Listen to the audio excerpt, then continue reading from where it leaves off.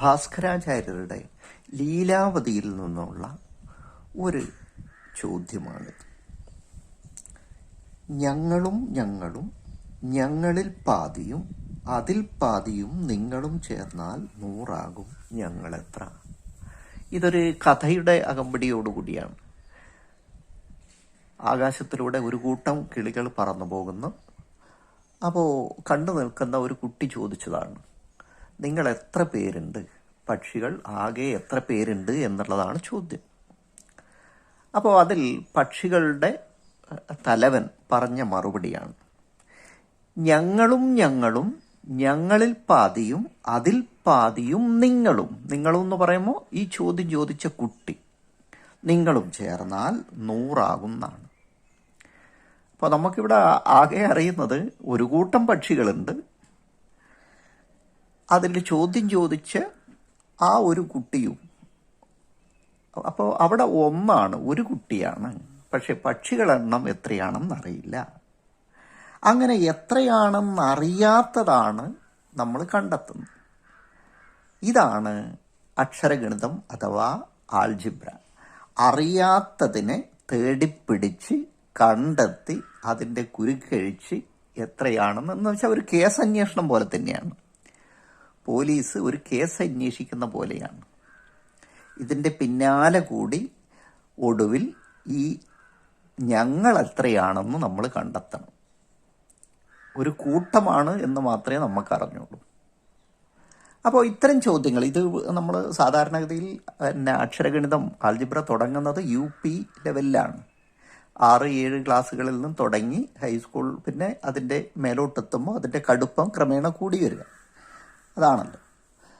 അപ്പോൾ ഇങ്ങനെയുള്ള ചോദ്യം ആൾജിബ്ര, പ്രത്യേകിച്ചും എക്സും വൈയും എല്ലാം വരുമ്പോൾ സാധാരണഗതിയിൽ കുട്ടികൾ അപ്പാട് ആദ്യം തന്നെ അങ്ങ് ഉപേക്ഷിക്കും. പല രക്ഷിതാക്കളുടെയും കാര്യം അങ്ങനെയാണ്. അപ്പോൾ നമുക്കിതൊന്ന് വളരെ എളുപ്പത്തിൽ എങ്ങനെയാണ് കുരുക്കഴിച്ചെടുക്കുന്നത് നോക്കാം. നമുക്ക് വേണ്ടത് ഞങ്ങൾ എത്ര പേരുണ്ട് എന്നാണ്. അപ്പോൾ ചോദ്യം ഒന്നും കൂടെ നോക്കുന്നത്, ഞങ്ങളും ഞങ്ങളും. അപ്പോൾ നമ്മൾ കണക്ക് തുടങ്ങേണ്ട അങ്ങനെയാണ്, ഞങ്ങൾ. അപ്പോൾ ഞങ്ങൾ എന്ന് എഴുതണേ 3 അക്ഷരം എഴുതണം, കുറച്ച് അത്രയും സമയം ഉണ്ടാവും. അപ്പോൾ കണക്കിൽ ഏറ്റവും കൂടുതൽ വേണ്ടതാണ് സ്പീഡ്. അപ്പോൾ പെട്ടെന്ന് ചെയ്യുക എന്നുള്ളതാണ്. അപ്പോൾ അതുകൊണ്ടാണ് അക്ഷരത്തിലേക്ക് പോകുന്നത്. ഈ ഞങ്ങൾ ഞങ്ങൾ ഞങ്ങളിൽ പാതി അതിൽ പാതി എന്നെല്ലാം എഴുതുമ്പോൾ ഒരുപാട് സമയമെടുക്കും. അപ്പോൾ അതിന് എളുപ്പത്തിന് വേണ്ടിയിട്ടാണ് അക്ഷരങ്ങൾ. അക്ഷരങ്ങൾ തന്നെ മലയാള അക്ഷരമാവാം, ഇംഗ്ലീഷ് അക്ഷരമാവാം, വേറെ ഏത് ഭാഷയിലുള്ള അക്ഷരങ്ങളാവാം. അക്ഷരങ്ങൾ വേണമെന്നില്ല, ചിഹ്നങ്ങളോ ചിത്രങ്ങളോ എന്ത് വേണമെങ്കിലും ആവാം.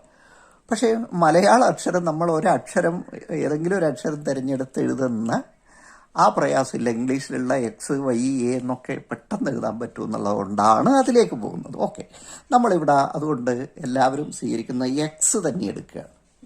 അപ്പോൾ ഇവിടെ ഞങ്ങൾ എന്ന് പറഞ്ഞാൽ തൽക്കാലം X ആയി എടുക്കുക. ഒന്നും കൂടി ഓർക്കുക, ഞങ്ങൾ എന്ന് എഴുതിയാലും ഒരു കുഴപ്പമില്ല, പക്ഷേ എഴുതുമ്പോൾ കൂടുതൽ സമയം എടുക്കും എന്നുള്ളത് കൊണ്ടാണ് അത് ചുരുക്കിയെടുക്കുകയാണ്. അതിന് പകരം Aയോ Bയോ ഏത് വേണമെങ്കിലും എടുക്കാം. ഇതൊരു സമവാക്യമായിട്ടാണ് നമ്മൾ ആദ്യം എഴുതേണ്ടത്. അപ്പോൾ ഞങ്ങളും ഞങ്ങളും എന്ന് പറയുമ്പോൾ ഒരേപോലുള്ള 2 എണ്ണം കൂട്ടുന്നതാണെന്നറിയാലോ. ഞങ്ങൾ പ്ലസ് ഞങ്ങൾ പ്ലസ് ഞങ്ങളിൽ പാതി. ഞങ്ങളിൽ പാതി എന്ന് പറഞ്ഞാൽ എത്രയാണ്? പാതി എന്ന് പറഞ്ഞാൽ പിന്നെ നമുക്കറിയാലോ 1/2 ആണ്.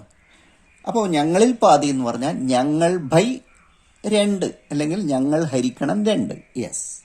പിന്നെയോ അതിൻ്റെ കൂടെയോ അതിൽ പാതിയും. അപ്പോൾ പകുതിൻ്റെ പകുതി എന്ന് പറഞ്ഞാൽ നമുക്ക് കാൽഭാഗമാണെന്നറിയാം.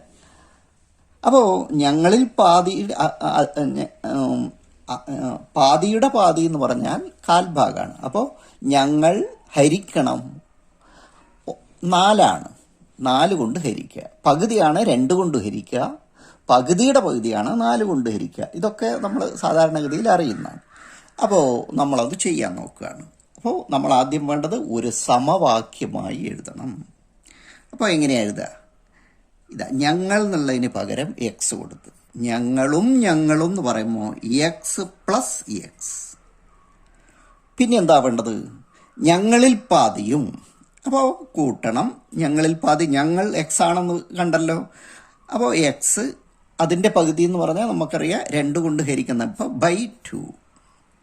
അതിൽ പാതിയോ, അപ്പോൾ പകുതിയുടെ പകുതിയായത്. അങ്ങനെയാണെങ്കിൽ കൂട്ടണം. ഞങ്ങൾ എന്നുള്ളതിന് എക്സ് ഇട്ട് ബൈ 4. അപ്പോൾ നമ്മൾ എഴുതി ഒന്നും കൂടെ നോക്കുകയാണ്.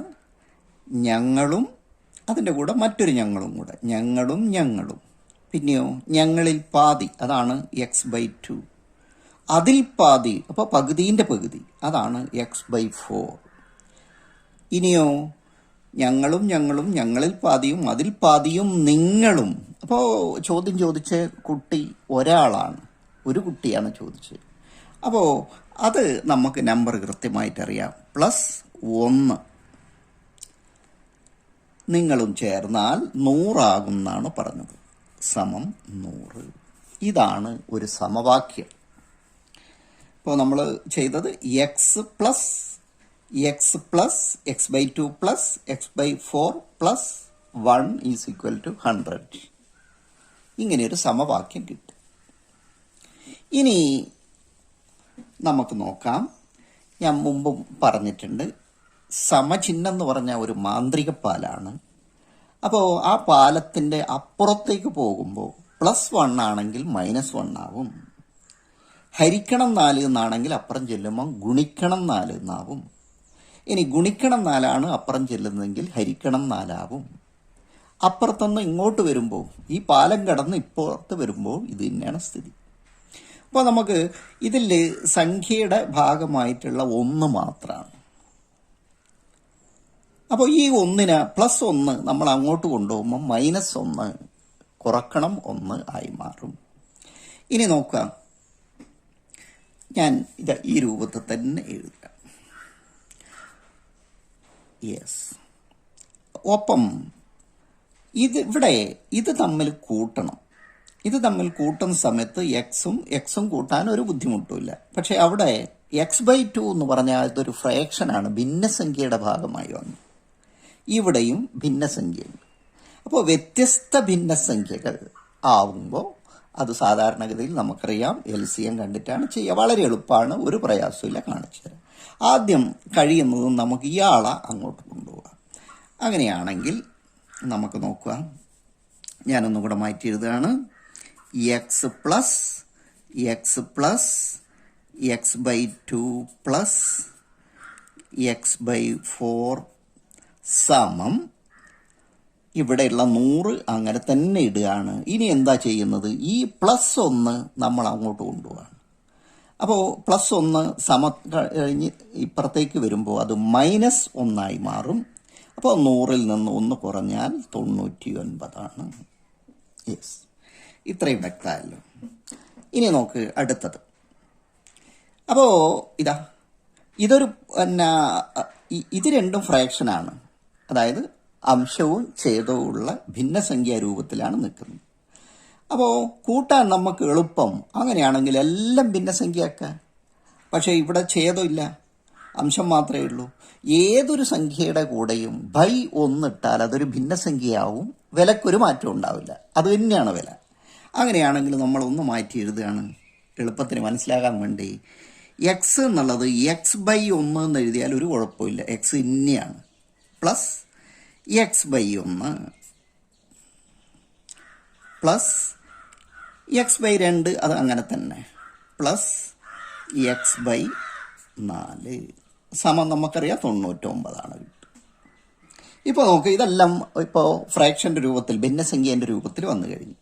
ഇവിടെ 1 ഛേദം, ഇവിടെ 1, ഇവിടെ 2, ഇവിടെ 4. അപ്പോൾ അങ്ങനെയാകുമ്പോൾ നമുക്കറിയാം LCM എടുക്കുമ്പോൾ ഈ 4നെയും പറ്റുന്നതായിരിക്കും എടുക്കേണ്ടത്. അപ്പോൾ നമുക്ക് 2 എടുത്താൽ ഇതിലും ഉണ്ടെങ്കിലും 2ൽ 4 ഇല്ല. ഇനി 4 എടുക്കുകയാണെങ്കിലോ 4ൽ 2 2കളുണ്ട്, 4 1കളുണ്ട്. ഇവിടെ അങ്ങനെ തന്നെ കിട്ടും. അതുകൊണ്ട് നമ്മൾ സ്വീകരിക്കേണ്ടത് ഈ 4ആണ്. സാധാരണഗതി ഇത് ഗുണിച്ചിട്ട് പറയാമെന്നൊക്കെ 4 2 8 ഒന്നും എടുക്കേണ്ട ആവശ്യമില്ല. ഏറ്റവും എളുപ്പമുള്ള വഴിയാണ് നമ്മൾ നോക്കുന്നത്.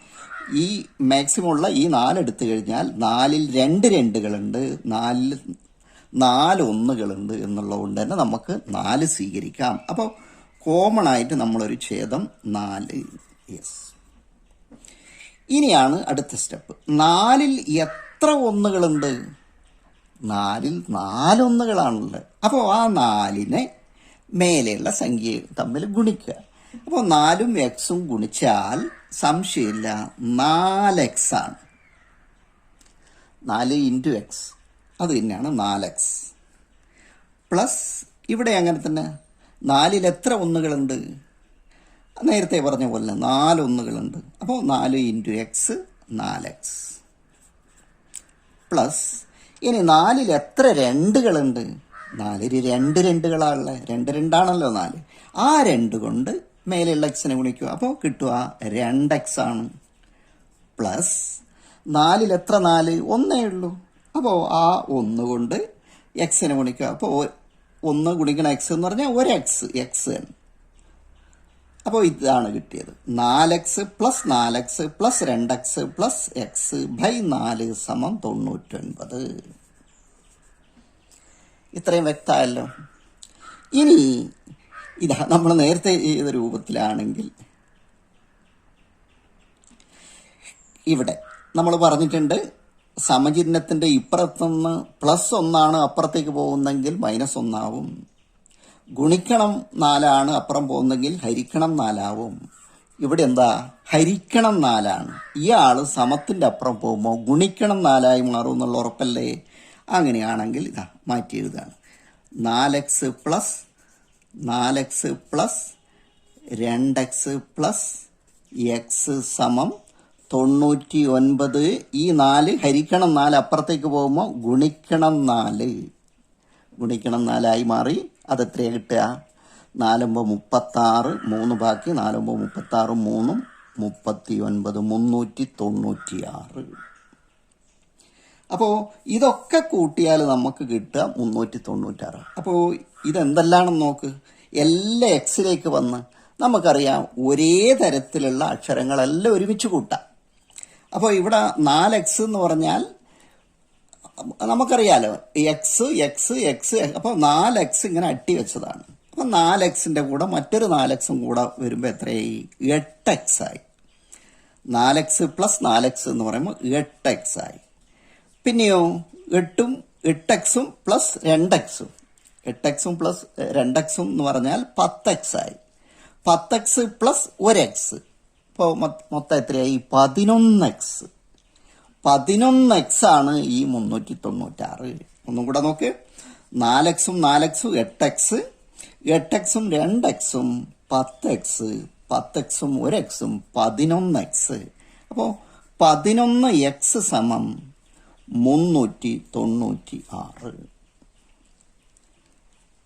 ഈ 396 കിട്ടിയത് ഇതുകൊണ്ട് ഗുണിച്ചിട്ടാണ്. ഇനി എന്ത് ചെയ്യണോ? ഇവിടെ ഞങ്ങൾ എത്രയാണെന്ന് കിട്ടുന്നില്ല. ഞങ്ങൾ എത്രയാണെന്ന് കിട്ടാൻ ഈ എക്സിനെ തനിച്ചെടുക്കണം.